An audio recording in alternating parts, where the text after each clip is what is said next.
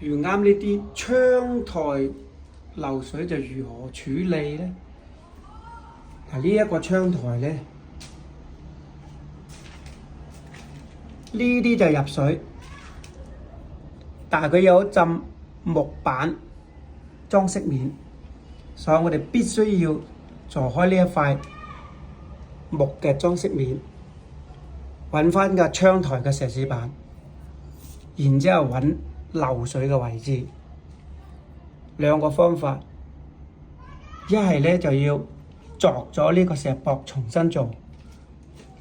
第二個方法咧，就喺呢啲入水嘅位置咧，就種啲針嘴，然之後咧仲用打針嘅形式。但係前提就必須要拎開呢一塊板，如果唔係打唔到針。係啦，兩個方法。